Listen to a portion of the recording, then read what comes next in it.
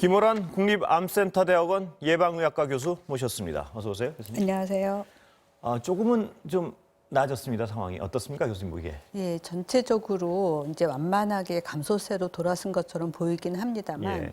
워낙 숫자 자체가 크기 때문에 언제라도 또 집단 감염이 발생하게 되면 올라갈 가능성은 있습니다. 예. 그런데 감염 재생산 지수가 1 이하로 떨어진 거, 이건 굉장히 바람직한 어떤 지표로 볼 수 있는 거죠? 예, 계속해서 천천히 내려왔고요. 예. 지난주에 1.1까지 떨어졌는데 이제는 이제 0.9에서 1 사이를 보이고 예. 있습니다. 근데 이제 문제는 이 어떤 거리두기나요. 영업 제한이 길어지다 보니까 자영업자분들 피로감, 특히 뭐 일반인들도 그렇지만 자영업 하시는 분들 피로감이 커지고 반발도 있는데 교수님 보시기에 어떤 대안이 좀 없을까요? 어떻습니까? 예, 참 어려운 일입니다. 이미 이제 집합금지가 내려진 지 한 달이 넘어갔기 때문에 굉장히 힘든 상황이고요. 사실 이제 방역 당국에서 업종별로 다 세부적인 지침을 만들어내기는 쉽지 않습니다. 그렇습니다. 그래서 업종별로 우리는 이렇게 방역을 확실히 하겠다. 이런 경우는 이렇게 하겠다. 이런 거를 좀 세밀하게 준비해 와서 방역 당국하고 협의하는 것도 방법이 될 것 같습니다. 굉장히 어떤 합리적인 대안이라고 저희 방송에서 계속 전문가분들은 그 방안을 말씀하시고 하는데 지금 준비되고 있는 게 있습니까? 그 방향으로? 이제 방역 당국은 일부 준비했지만 예. 업종별로 사실 그 내부에서도 차이가 큽니다. 아, 규모가 큰 데도 있고 작은 데도 있고 예를 들면 지하에 있는 곳도 있고 또 지상에 있는 곳도 있고 그렇기 때문에 업종별로 우리가 몇 제곱미터당 몇 명을 어떻게 받고 환기는 어떻게 하고 뭐 검사는 어떤 식으로 하고 이런 식으로 좀 준비를 해와서 방역 당국하고 협의하면 방역 당국에서 좀 신뢰하고 어느 정도는 열어줄 가능성이 있지 않을까 싶습니다. 문제는 업종별 내부에서 그 자영업자분들 사이에서 합의가 쉽지 않겠군요, 그것도. 예, 그것도 예. 사실 어려운 부분입니다. 왜냐하면 규모가 큰 곳하고 규모가 작은 곳하고 굉장히 차이가 있습니다. 그럼에도 불구하고 어떤 일방적 지시를 받아서 하는 것보다는 피해를 좀 줄이려면 예. 그 업종별로 모여가지고 그 내부에서 합의를 하시는 게 아무래도 고통을 좀 줄일 수 있을 것 같은데요. 그렇죠. 또 방역 당국에서 모르는 내부에서 알고 있는 예. 또 좋은 노하우가 있을 수도 있습니다. 예, 그 방향으로 좀 빨리 어떻게 좀 서둘러 봐야겠습니다. 예. 그런데 지금 이 상황이면 어떻게 5인 이상 집합금지 조금 일찍 완화할 가능성은 없습니까? 교수님 논의에 참여하고 계셔서 예, 여쭤보는 사실 건데. 어려울 것 같습니다. 예. 왜냐하면 결국에는 사람이 모이는 거를 직접적으로 줄이는 방법은 숫자를 정해놓고 이제 하는 거고요. 어떤 업종을 막는 거는 사실 좀 간접적인 방법이거든요. 예. 그래서 어떤 면에서는 간접적인 그런 방법은 조금씩 줄여가고 오히려 몇 명 이상 모임 금지 이걸 계속 유지할 가능성이 큽니다. 예. 저 동부구치소 얘기 좀 여쭤보겠습니다. 전 교도관들에게 신속 항원 검사 어떤 정기적으로 하긴다. 이건 도움이 되겠죠? 그렇습니다. 신속 항원 검사 자체가 민감도는 좀 떨어지지만 예. 같은 사람에 대해서 지속적으로 반복 검사를 하게 되면 도움이 됩니다. 예, 한두 번 틀리더라도 예를 들어 만약에 예, 그렇습니다. 일주일에 또 하고 뭐 한 달 후에 또 하고 하면은 그걸 벗어날 가능성은 별로 없다는 예, 말씀이시죠? 그렇습니다. 예. 예. 다른 데서도 이거 전면적으로 좀 어떤 요양원 같은 데 확대해야 될 필요성에 대해서 공감하시는 거죠, 교수님은? 그렇죠. 요양병원, 요양원에서도 실제로 처음에는 2주에 한 번 하다가 이제 일주일에 한 번 하는데 일주일에 한 번씩 검사할 때 그 중간중간에 신속 항원 검사를 포함해서 할 수 예. 있다. 이렇게 이야기하고 있고 또 이제 주기적인 검사 말고 중간에라도 증상이 있다거나 아니면 외부에서 새로운 사람이 들어왔거나 할 때 사용할 수 있을 것 같습니다. 예, 치료제 지금 안 나오다 보니까 영국 연구 결과에서 무슨 기생충 치료제가 효과가 있다 이런 얘기가 나오면서 많은 분들이 좀 뭐 혹시라도 하는 그런 게 있는데 어떻습니까? 교수님 보시기에 임상적으로 이게 예, 기생충 치료제에 대한 얘기가 벌써 1년 전부터 계속 예. 있었는데요. 사실 실험실에서는 이게 효과가 있을 수밖에 없습니다. 세포를 죽이는 거니까요. 아, 예. 그렇지만 기생충 약이라는 것 자체가 부작용도 상당히 큰 거여서 다른 여러 가지 치료제를 같이 써야 되는 코로나 환자한테서 과연 이거를 써서 그렇게 좋을 것인지 그건 아주 세밀한 임상시험 결과를 봐야 되고요. 사실 지금 코로나 환자 중에 거의 95%는 지금 우리가 이미 알고 있는 스테로이드 치료라든지 예. 산소 치료로 큰 부작용 없이 관리가 됩니다. 문제는 이제 중증 환자인데요. 예. 중증 환자를 기생충 치료제로 이제 치료할 수 있다. 이건 아닌 것 같습니다. 더 큰 문제는요. 예방 목적으로 사는 분도 간혹 있다 그러는데 그건 어떻습니까? 그건 정말 의미가 아, 예. 없는 겁니다. 예, 절대 그건 뭐 예방 목적은 생각도 하지 마셔야겠습니다. 예, 예. 그런데 그 지금 치료 효과가 있다고 알려진 클로로킨 같은 거요.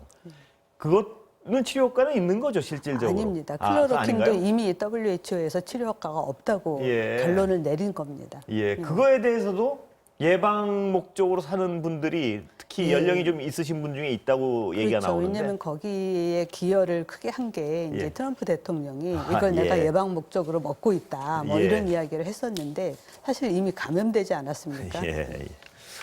아무런 근거가 없다고 봐야 되는 거죠? 예, 그렇습니다. 먹어서 부작용도 우려됩니까? 어떻습니까? 그렇습니다. 말라리아 약이기 때문에 예. 부작용도 있습니다. 예.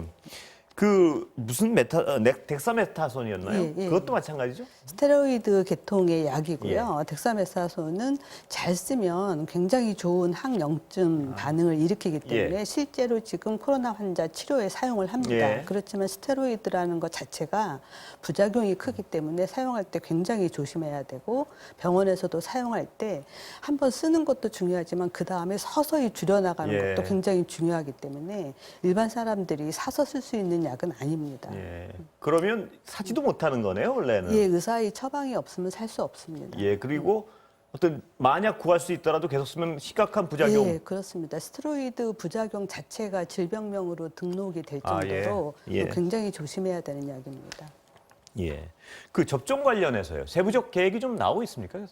그렇습니다. 저희가 이제 일주일에 한 번씩 계속 이제 회의를 하면서 예. 항목별로 보고 있는데요. 어떻게 준비할지, 이상 반응에 대해서는 어떤 체계로 갈지, 그다음에 접종 우선순위라든지 접종 기관은 어떻게 준비해야 될지 항목별로 보고 있습니다. 또 이제 백신의 종류에 따라서 예. 어떻게 할지, 그리고 예방접종을 시작했을 때 혹시라도 감염 수준이 너무 높아서 지금처럼 뭐 2.5단계 수준이다. 예. 그러면 많이 모이는 것 자체가 또 위험할 수도 있거든요. 그럴 때는 예방접종을 어떻게 할지, 아니면 감염 수준이 좀 낮아져서 한 1.5단계 정도면 좀 한꺼번에 많이 접종할 수 있겠죠. 그래서 여러 가지 시나리오에 따라서 지금 계획을 세우고 있습니다. 경우의 수가 너무 많아서 이게 정말 어떤 여러 경우의 수를 면밀하게 살펴봐야 될 것 같습니다. 예, 그렇습니다. 예.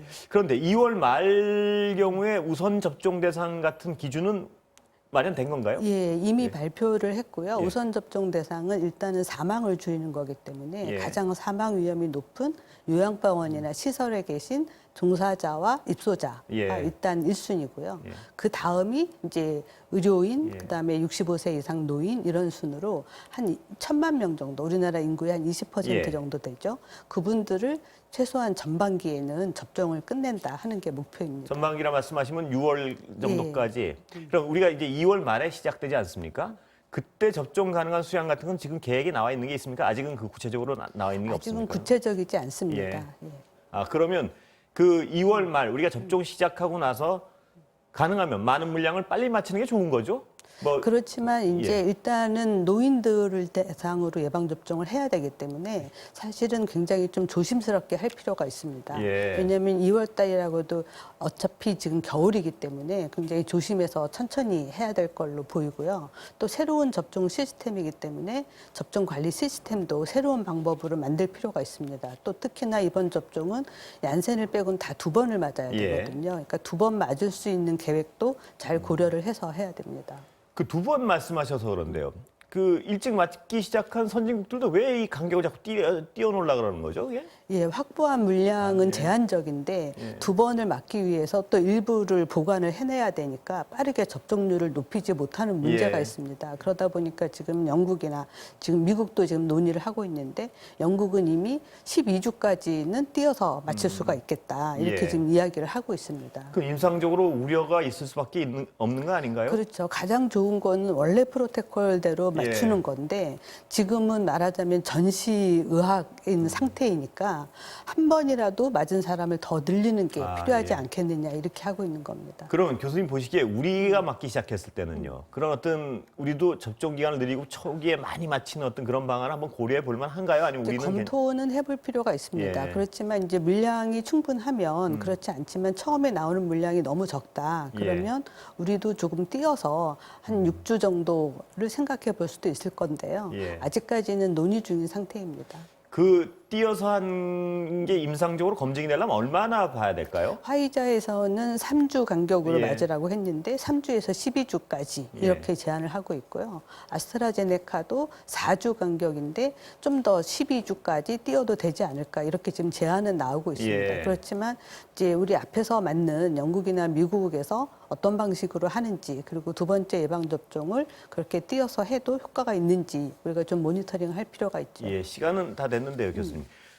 근데 우리가 접종할 때쯤 되면은 그 영국이나 저쪽의 결과가 나와서 우리는 어느 정도 띄어야 되는지 대강 임상적인 자료를 가지고 시작할 수 있지 예, 않을까요? 그렇습니다. 영국은 이제 12월 8일부터 했기 때문에 예. 이미 화이자 2차를 맞아야 될 사람들이 계속 미뤄지고 있는 상황이거든요. 예. 2월 말까지 미뤄졌는데도 효과가 좀 있는지 우리는 볼 수 있을 것 우린 같습니다. 보고 시작할 수 있겠군요, 거의. 예, 그렇습니다. 구체적인 물량은 언제쯤 알 수 있을까요, 우리가? 이제 1월 말쯤 되면 예. 확실하게 좀 일정이 나오지 않을까 싶습니다. 예, 오늘 말씀 감사합니다. 감사합니다.